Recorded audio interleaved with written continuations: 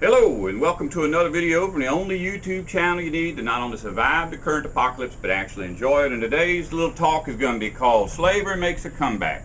Now, I've been working on this for about 5 months and tried to make a video about a half hour long. I said I wasn't going to do that, so I went back and made some notes and split it up into 3 parts and then 5 parts, and now all my notes look somewhat like the Unabomber's manifesto. Probably cover a lot of the same points he had in his. But in any case, I think everybody that subscribes to my channel understands about slavery. They recognize their own level of slavery, but maybe you're not clear on exactly why things have changed, and we're talking about things you've seen in your lifetime, such as pretty much everybody knows that everybody in the family has to work now, at least 40 hours. A lot of people are working 70 hours.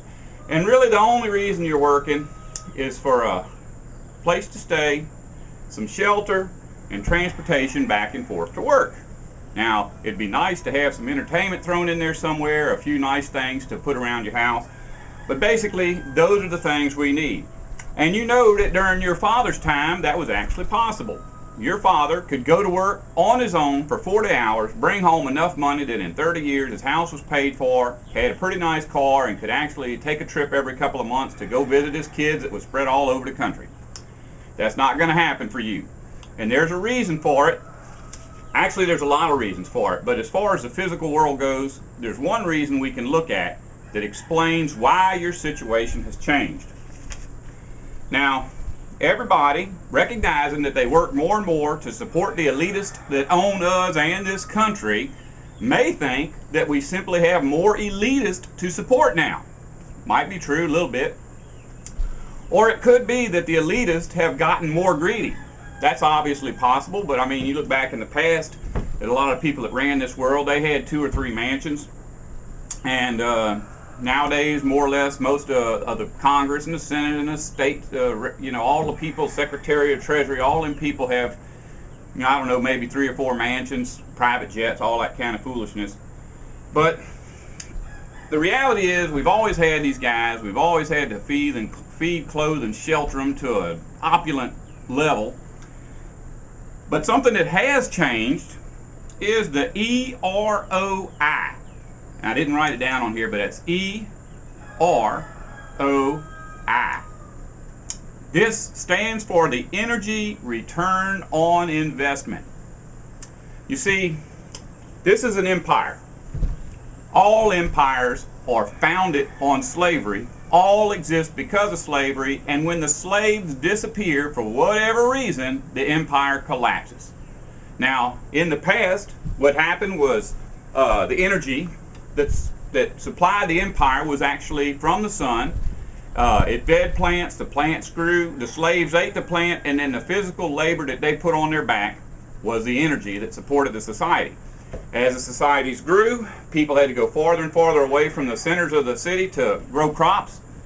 You have 1 or 2 years where it's poor rainfall and you can't grow crops. People start starving, slaves escape, the empire collapses. Or simply an empire that has more slaves, because they have more energy, is able to conquer your empire. It happens all the time. And in fact, we're about to experience it ourselves. Now, when we talk about the energy return on energy investment ratio, here's a brief history of slavery in this country, so you can see how that ratio has changed. Used to be, you would just get slaves, go overseas. Well, first try to capture the people that are indigenous to the land and force them into slavery. We already talked about how that didn't work. So the empire started to go overseas and capture people, kidnap them, and bring them to this country and force them to be slaves. And a lot of people think that the Emancipation Proclamation was the part of history where the white man became kinder and saw that it was wrong to enslave people and simply freedom. And that has nothing to do with why the slaves were freed. The reason the slaves were freed is because slavery worked for agricultural processes, which helped out the southern states, but they didn't work for manufacturing processes in the northern states. So the country's wealth was shifting from the north to the south. So the North decided to put slavery to an end because they simply could not extract their needs from slavery, and they wanted to stop the South from having that edge over them.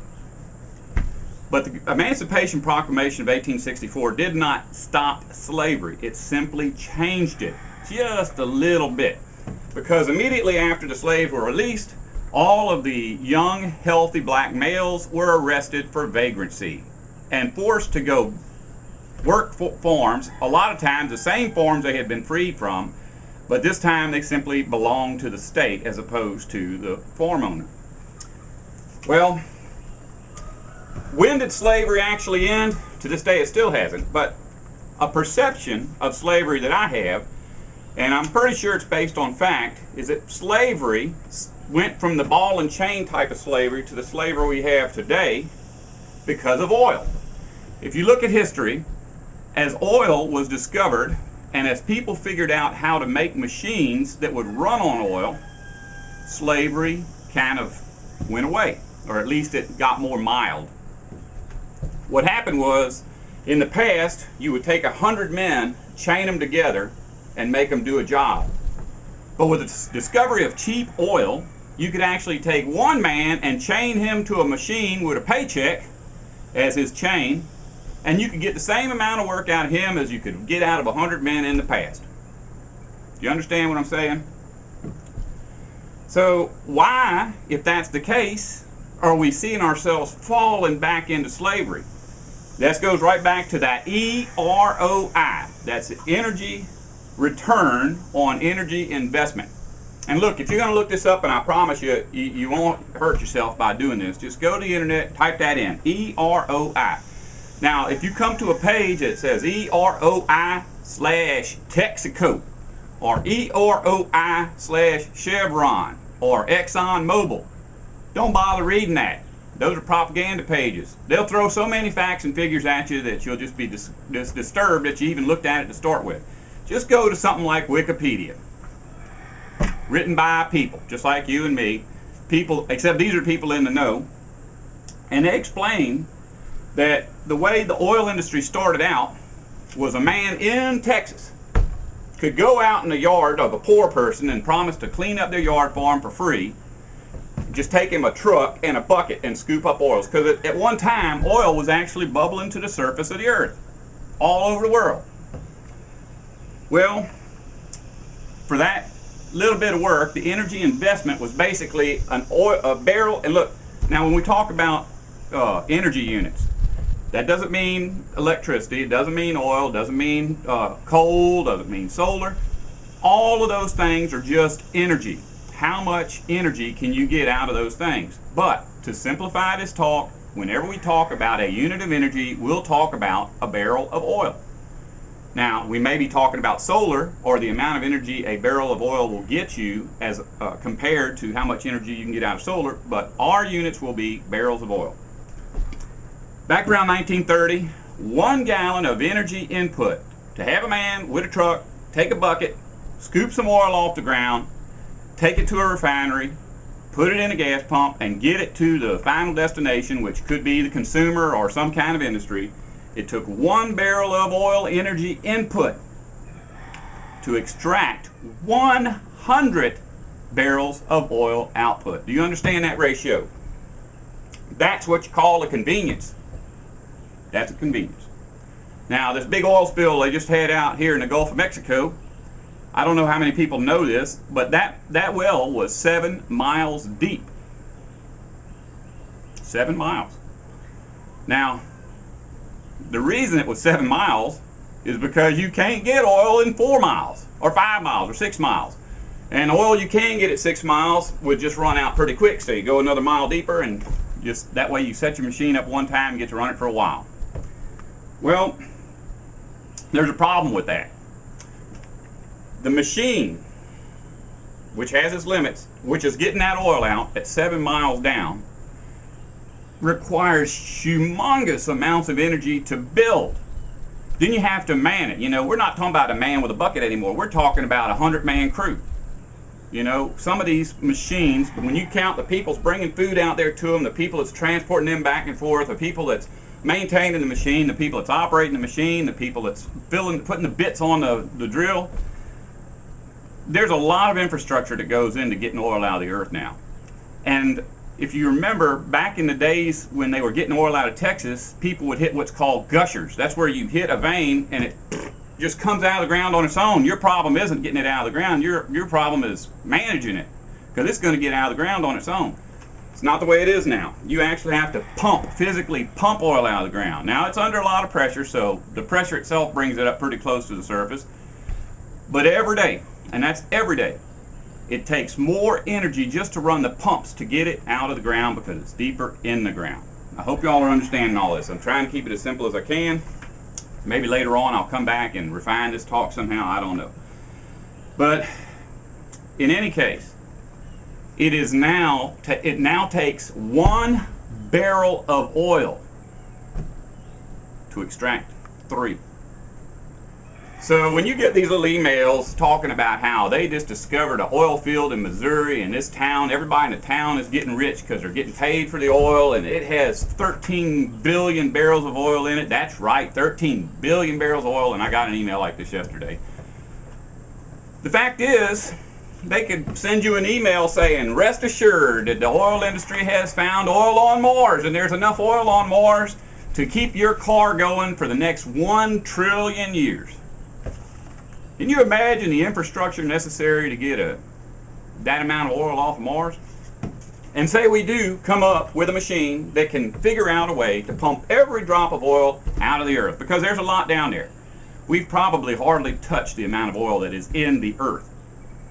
But every day it drops deeper and deeper. It was speculated that in 1997, world oil consumption actually depleted 400 years of production by the earth itself. And what person would actually think it's reasonable to collapse the crust of the earth to get energy for an SUV? Oh well, let's see here. Now, in talking about the history of slavery, you have to realize that history is still being written. So what's happening is, it's not that we're losing slaves, it's just that we're losing the only slave magnifier that we have. In other words, you put a man on a machine, he can do the work of 100 men, but if you got to put 100 men to work to pump the oil out of the ground to get that machine running, you really haven't had a convenience. Here's a little bit simpler way to explain it.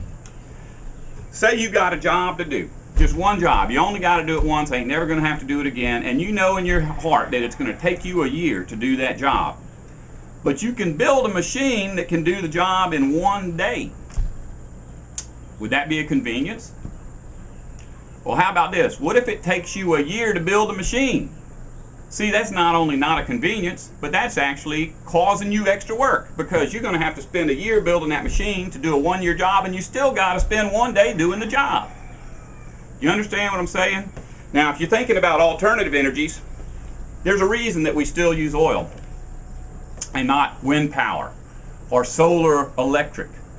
A lot of that is because it takes so much energy just to manufacture solar panels that it takes you about 10 years to get a return on your investment. And guess how long solar panels last? 10 years. Now, if you go to the solar panel energy and industry and do a little research, they'll tell you solar panels last indefinitely. That is a lie. All you gotta do is just to look up a few extra pages. You'll find people that actually work on solar panels. In about 10 years, they're down to about half their production, which means that over the next 10 years, they'll be down to 0, which means you're totally going to get 10 years worth of energy out of a solar panel that takes basically 10 years of what energy it would produce to make the thing. Now, there are some energies that are usable, that have hold promise. One of them is the energy you get from hydroelectric, where you build these huge dams. Those things could run on forever, and as long as you maintain them, you'll get energy out of them. But the cost of a dam is a lot more than just the energy input to build the thing. The Three Gorges Dam, it's said, displaced 1 million people. That means their homes, their communities, all of that is underwater now. It just doesn't make sense, even on an energy level, the amount of work that went into moving those people to build a dam like that. Hoover Dam did the same thing. when we make decisions about getting energy out of the earth or out of the sun or out of whatever, it all goes back to fossil fuels. Whether you're talking about oil or coal, both are destructive to the environment, both have their limits, and both are running out, regardless of what people say. There will always be oil, but when you get to the point where it takes a barrel of oil to run the machine to get 1 barrel of oil out, it's game over. But the fact is, as long as those people who are doing this work are doing it for a profit, game over comes way earlier than that, and we're there right now. Where is slavery going? Don't know. But those who run this world know that the gig is up.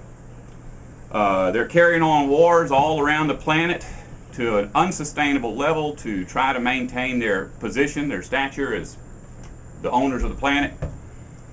There will probably come a day in the very near future when people are rounded up. It ain't going to be going to kidnap somebody from Africa this time. They're going to just go to your house, promise you a free meal and a shower, and you're going to be rounded up and put into a work camp. There's no way around it.